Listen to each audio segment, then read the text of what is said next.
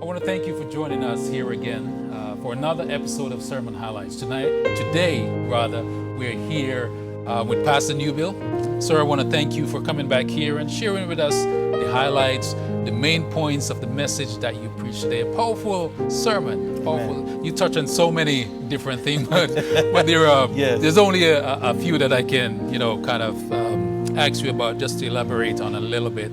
And one of the main points, or one of the points that or the takeaway from your message was, you talk about young people. A lot of people, they may say that young people are the future of the church, but you're saying that they are the present in today's church. Just talk a little bit about that. If we keep saying that the children are our future, they're never going to be in leadership position because the future is always ahead of us, while the present is here.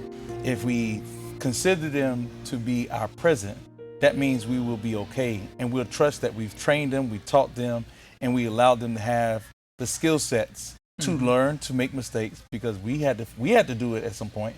We had to learn to make mistakes. So why can't we allow them?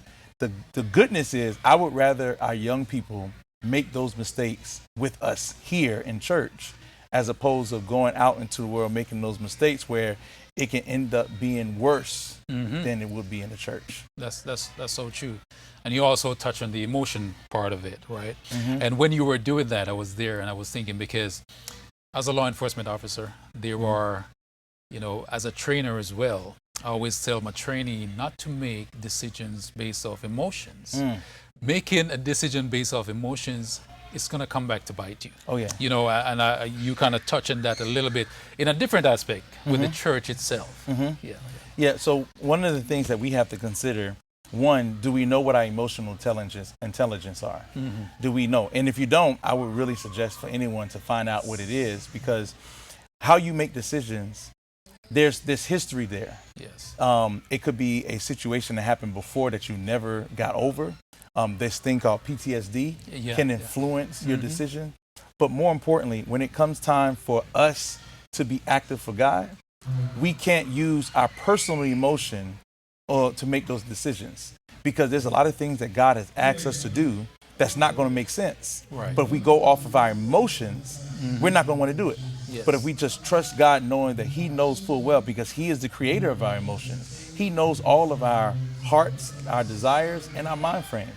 So if we trust Him, we'll be able to be better about making the decisions that we need to make. Amen, amen. And the final point I want to touch with you is, you talk about Christ using regular people to spread His word, right? Just talk a little bit about that before we close. If you look at the people in the Bible, He always he always corrected those highly mighty people to let them know that it don't take all that. Right?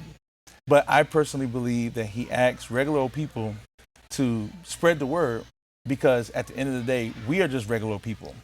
We may work to get a title, but at the end of the day, when it's all said and done, there's no difference. The other reason why I think He did that is, even though they're all regular people, they're all sinful people. And so therefore, it doesn't matter if you have all this money, you're still a sinful person.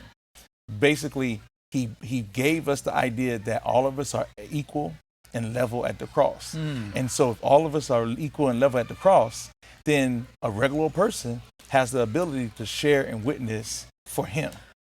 I love that idea with Him. So we all, there's no excuse. We all can share His word. And also because of relatability. That's the other thing.